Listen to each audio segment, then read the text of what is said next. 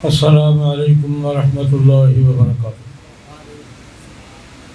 الحمدللہ رب العالمین والصلاة والسلام علی سید الرسل وخاتم النبیین وعلی آلہ واصحابہ واتباعہ اجمعین، اما بعد۔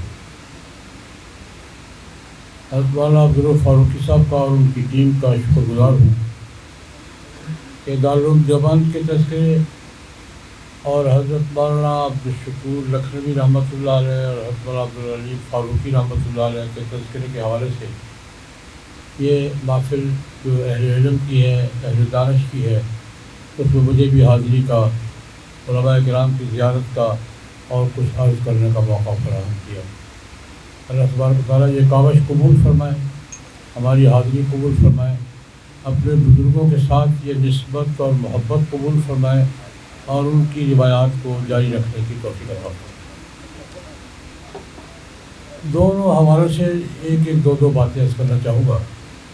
دارالعلوم دیوبند 1866 میں آج کے دن 30 مئی کو دیوبند کے قصبے میں وجود میں آیا تھا، مدرسہ عربیہ کے نام سے۔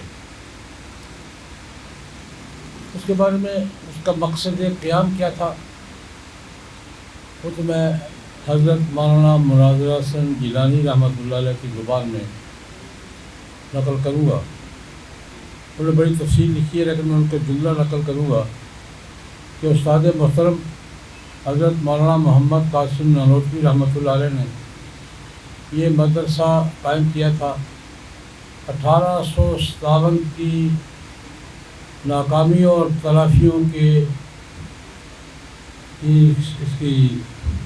اس کو پورا کرنے کے لیے، تلافی کے لیے جو کچھ ہم کھو چکے تھے 1857 میں، اس میں سے کتنا ہم بحال رکھ سکتے ہیں، کتنا واپس لے سکتے ہیں۔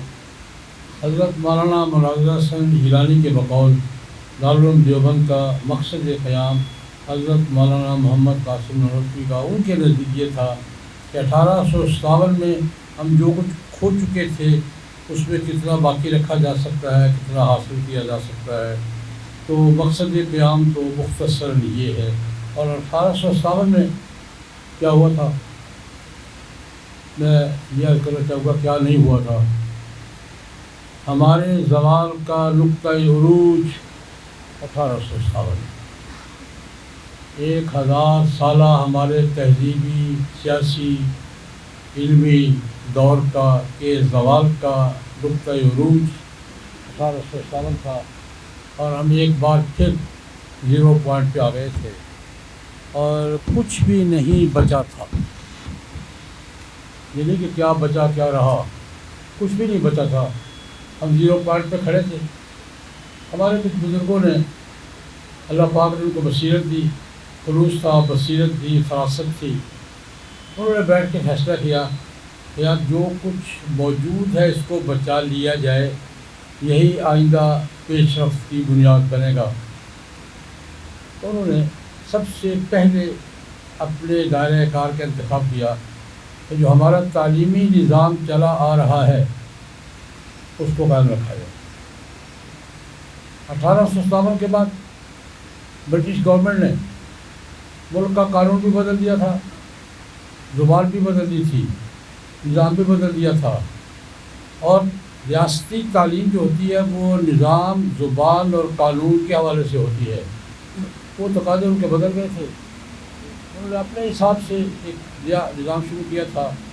ہمارا نظام، تعلیمی نظام جو چلا رہا تھا، اس میں سے جو باتیں، بلکہ پورا نظام ہی باقی رکھا انہوں نے کہ اس نظام کا باقی رہنا ضروری ہے، ورنہ 2-3 نسلوں کے بعد شاید یہ ہندوستان بھی مسلمانوں کے حوالے سے اسپین ہی بن جائے۔ اگر 2-4 نسلوں میں قرآن پاک کی تعلیم نہیں رہے گی، حدیث و سنت کی تعلیم نہیں رہے گی، عربی کی تعلیم نہیں رہے گی، تو 2-3 نسلوں کے بعد یہاں اسپین ہی کا منظر نظر آئے گا۔ تو انہوں نے تعلیمی میدان کا انتخاب کیا، اور سب سے پہلی کامیابی، سب سے بڑی کامیابی دارالعلوم دیوبند نے، اور اس کے ساتھ قریب قریب بننے والے مدارس نے، مدرسہ قاسمیہ، مدرسہ مراد آباد کا، معین الاسلام ہاٹ ہزاری کا، مظاہر العلوم سہارنپور، یہاں کے پیچھے 10-15 سال کے اندر بنے تھے، 5-6 مدرسے تھے۔ اور اگر 10-12 سال کا عرصہ گنا جائے تو ہمارا جامعہ فتحیہ بھی اسی فہرست میں ہے کہ 1866 میں دیوبند بنا تھا، 1875 میں یہ بنا تھا۔ یہ 5-7 مدرسے جو بنے تھے، ان مدرسوں کے بعد ایک تو یہ دیکھیں کہ اس وقت 5-7 مدرسے تھے، مدرسہ کیا تھا؟ حضرت مولانا ابوالحسن ندوی رحمۃ اللہ علیہ نے بڑی مزے کی بات لکھی ہے۔ انہوں نے کہا کہ ہمارے اکابر گراس لیول پہ آ گئے تھے، رادار کی رینج سے نیچے آ گئے تھے، گراس لیول پہ آ گئے تھے۔ تقریباً 100 سال یہ مدرسہ کیا 3 چیزوں پر: مسجد کی چٹائیاں، محلے کی روٹیاں اور پڑھانے والا استاد، تقریباً 100 سال یہ مدرسہ گراس لیول پہ تھا۔ اور مولانا علی میاں کی زبان میں یہ رادار رینج سے نیچے۔ میں نے خود مدرسہ دیکھا ہے۔ میرے والد محترم حضرت مولانا محمد سرفراز خان صفدر رحمۃ اللہ علیہ سن 43 میں دیوبند سے فارغ ہو کر گکھڑ آئے تھے۔ 10 سال ان کا مدرسہ یہی رہا ہے۔ لوگ آ جاتے تھے، طلبا مسجد میں سوتے تھے، محلے والے روٹی کھلا دیتے تھے، والد صاحب پڑھا دیتے تھے۔ 1951 تک یہ مدرسہ میں نے خود دیکھا ہے۔ میں بچہ تھا لیکن الحمدللہ سمجھتا تھا سارے معاملات۔ میں یہ مدرسہ خود اپنی آنکھوں سے دیکھا ہے۔ مسجد کی چٹائیاں، محلے کی روٹیاں اور پڑھانے والا استاد، نہ کوئی دفتر، نہ کوئی کچن، نہ کوئی سسٹم، نہ کوئی تنخواہ، کچھ بھی نہیں ہوتا تھا۔ یہ میں نے مدرسہ خود دیکھا ہے۔ سن 52 میں نصرت العلوم بنا ہے تو والد صاحب پھر وہاں باضابطہ شروع ہوئے۔ یہ مدرسہ، اس مدرسے نے 100 سال میں کیا کیا؟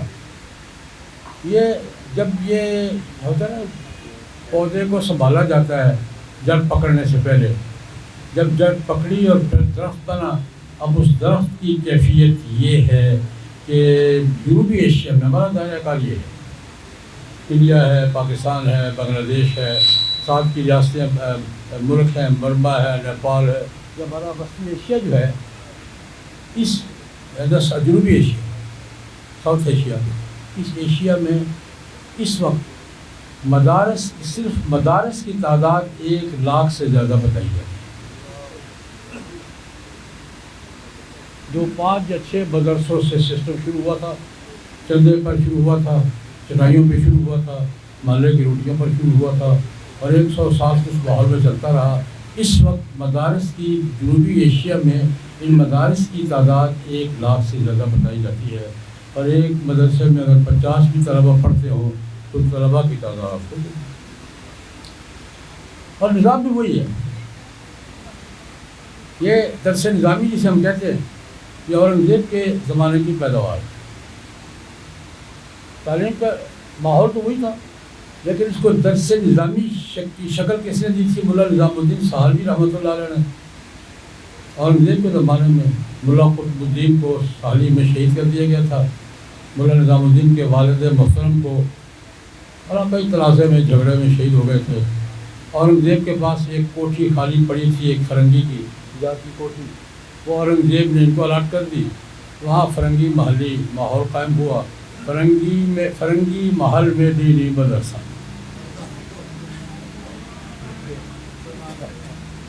فرنگی محل میں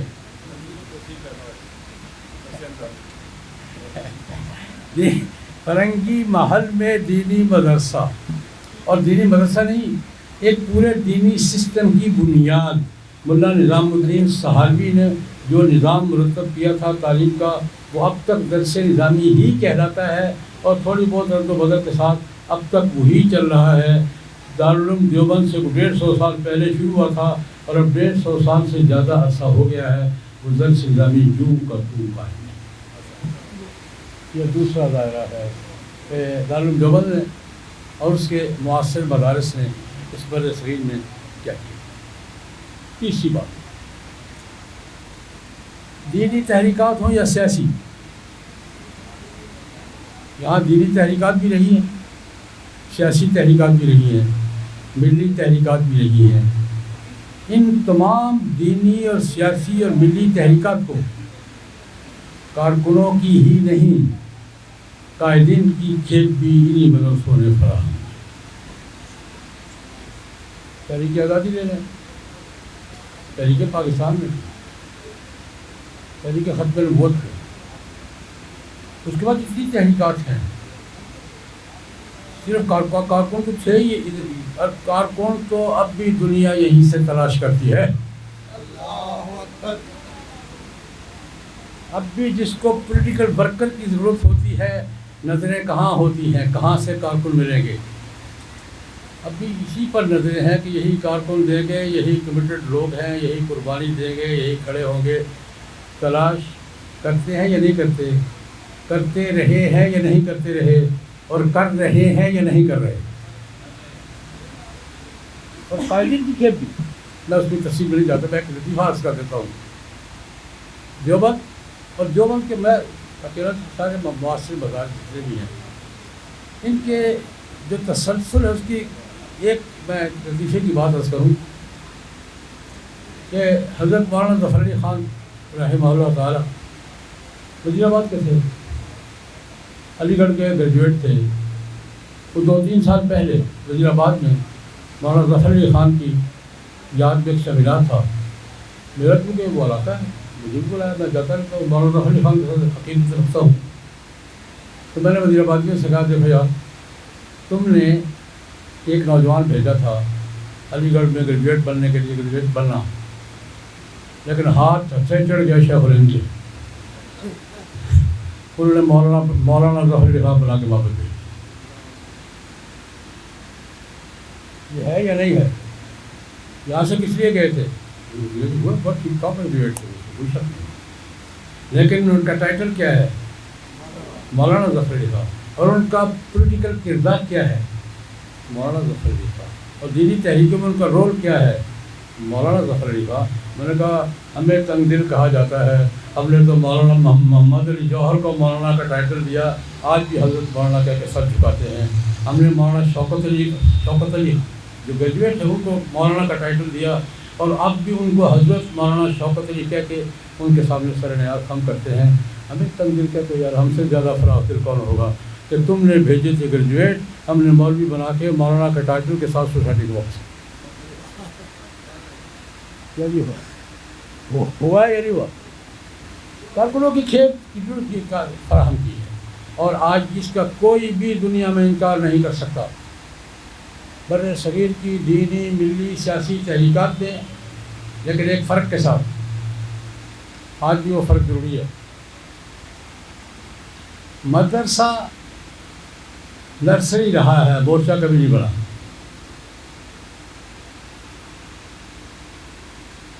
مدرسہ ہمیشہ کیا رہا ہے؟ نرسری رہا ہے، مورچہ کبھی نہیں بنا۔ ایک دفعہ مورچہ بنتے بنتے رہ گیا تھا، والد محترم حضرت مولانا محمد سرفراز خان صفدر نے اپنی یادداشتوں میں لکھا ہے، ہمیں سنایا بھی کرتے تھے۔ اس زمانے میں یہ پڑھتے 41-42 میں دیوبند میں پڑھتے تھے، والد محترم بھی اور چچا محترم بھی۔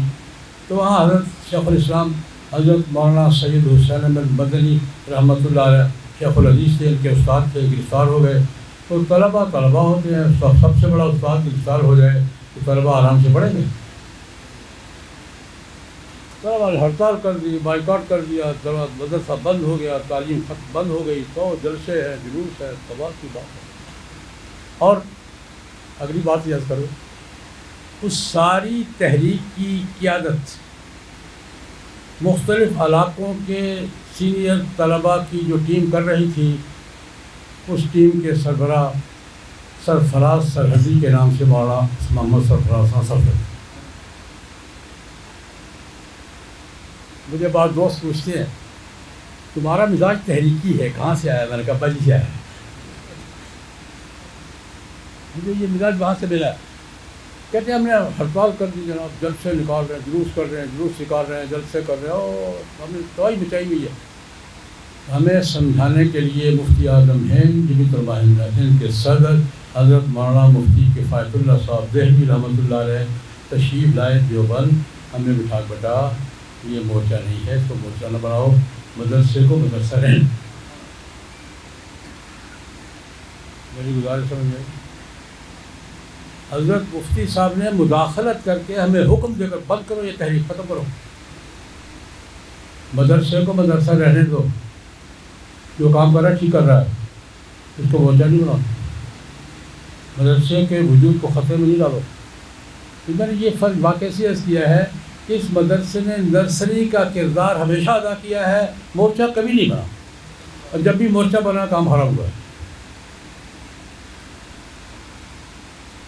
جب بھی مورچہ بنا ہے کام خراب ہوا. اب بھی یہ نرسری ہی ہے. میں نے دوسرا کام یاد کیا کہ انہوں نے مدرسے نے کیا کیا ہے کہ تیسرا کام عرض کیا کہ دینی تحریکوں کو کھیپ فراہم کی ہے, قیادت فراہم کی ہے. چوتھی بات, کمٹمنٹ قائم رکھی ہے, جو کمٹمنٹ آج بھی دنیا کے لیے درد سر بنی ہوئی ہے.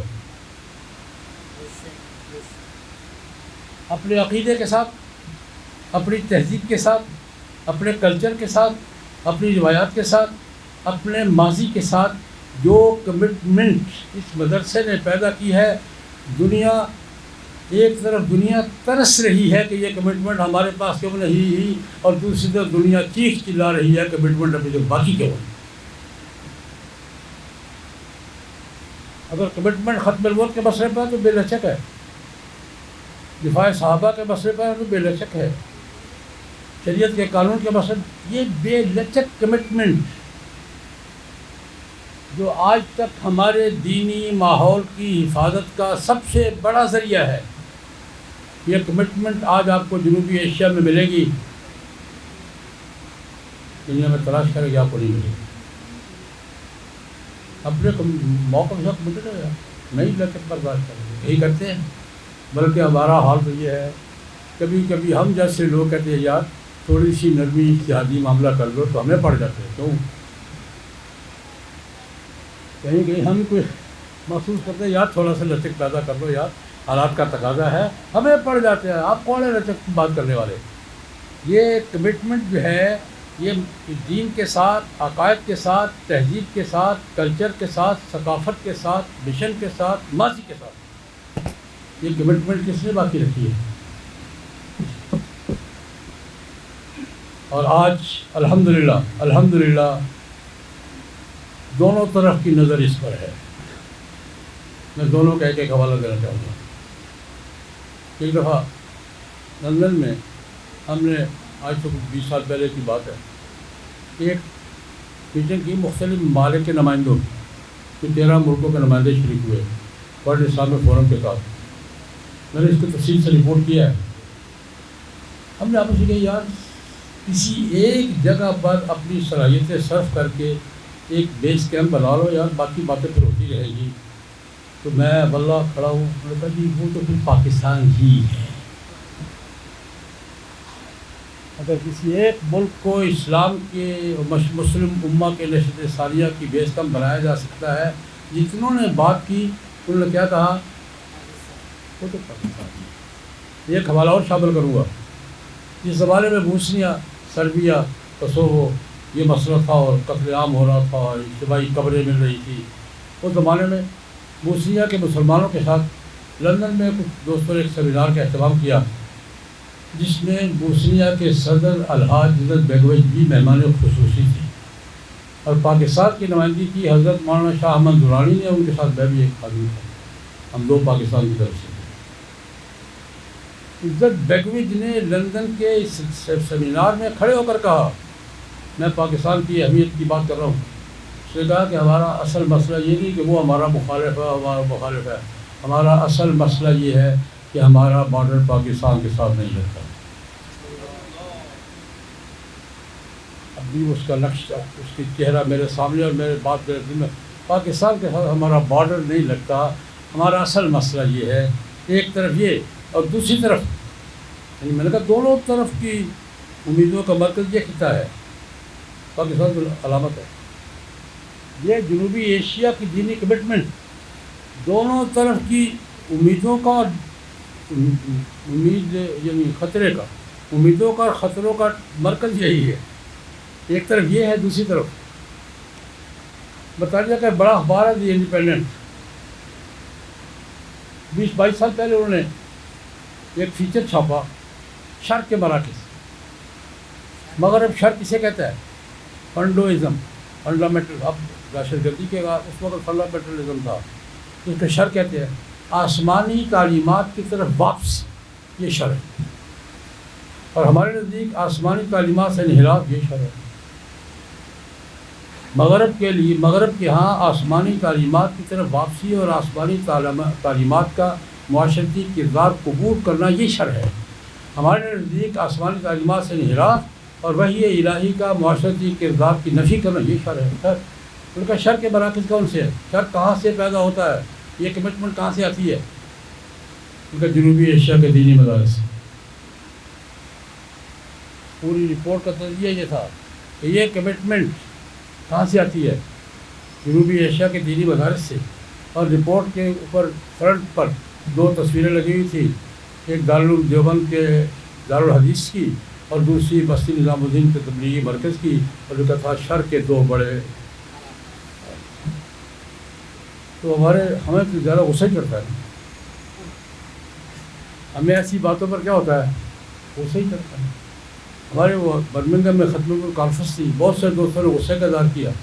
میں کھڑا ہوا، میں نے کہا میری باری آئی، میں نے کہا میں شکریہ ادا کرتا ہوں انڈیپینڈنٹ کا.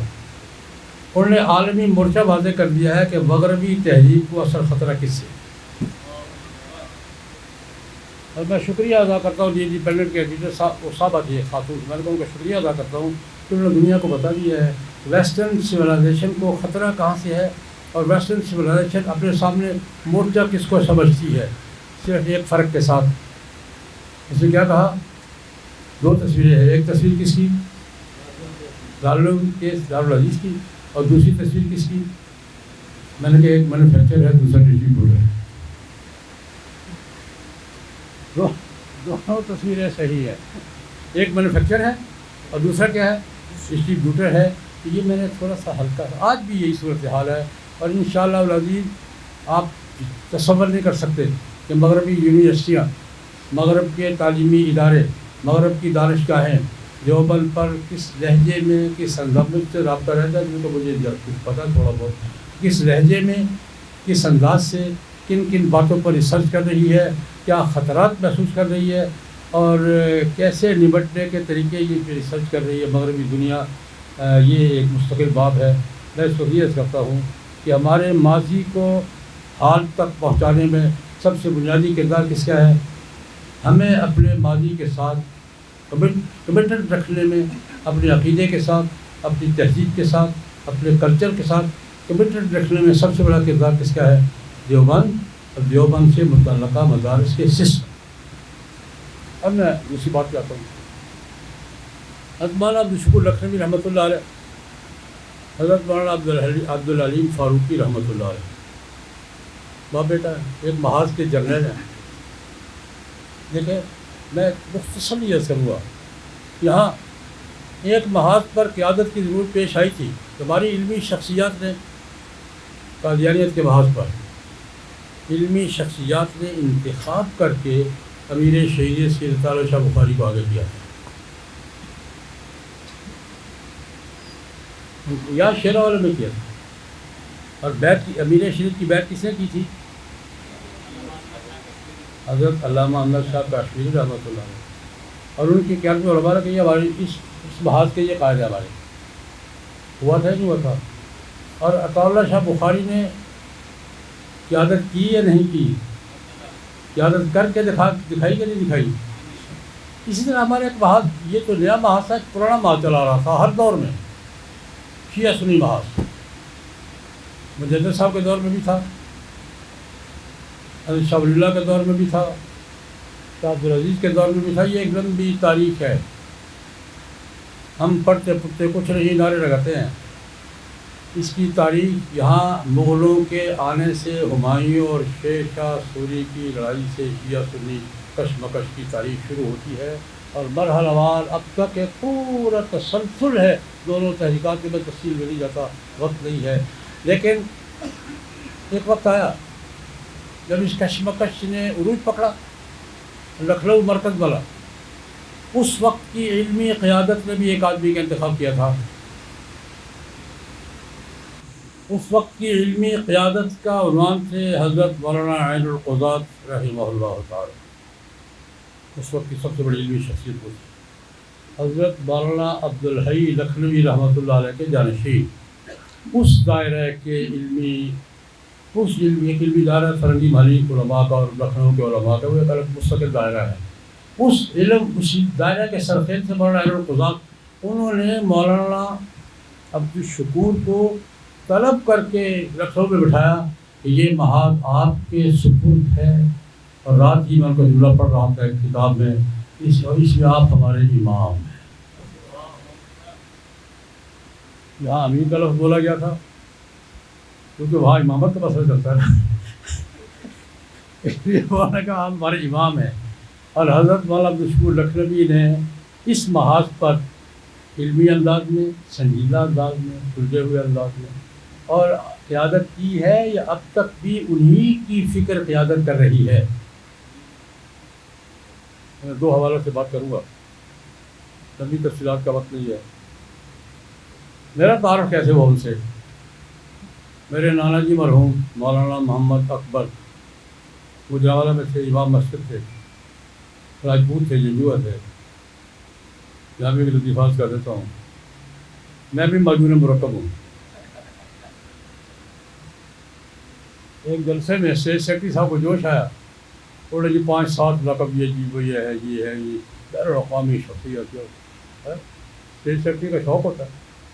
میں نے تقریر میں کہا یہ بالکل ٹھیک ہے، میں بین الاقوامی شخصیت ہوں، بالکل پکی بات. دادی میری گجر ہے، دادا میرا پٹھان ہے، ننیال میرے راجپوت ہیں، سسرال میرے رہی. مجھ سے زیادہ بین الاقوامی شخصیت کون سی ہے؟ میرے نانا جی مرحوم گجرانوالہ میں مولانا محمد اکبر صاحب، میرا بچپن وہیں گزرا ہے. ان کے ہاں 3 رسالے آیا کرتے تھے. میں نے وہاں سے پڑھنا سیکھا ہے. ایک النجم، میں نے سب سے پہلے النجم اور اس کے بعد النجم کی فائلیں کہاں دیکھی ہے؟ اپنے نانا مرحوم کے گھر میں، اور ان کی وفات کے بعد میں نے اپنے ماموں سے مانگ کر یہ مجھے دے دو. النجم، الفرقان، اور یہ آسٹریلیا مسجد سے جو ادارہ اصلاح و تبلیغ ہے، ان کا 15 روزہ درس قرآن چھپتا تھا. یہ درس قرآن اور خطبات یہ میرا اولین مطالعہ ہے اس حوالے سے. رسالہ بھی تھا، دارالمبلغین بھی تھا، تربیت بھی تھی، اور علماء کو تیار کرنا یہ ہمارا مرکز تھا، اب بھی ہے الحمدللہ.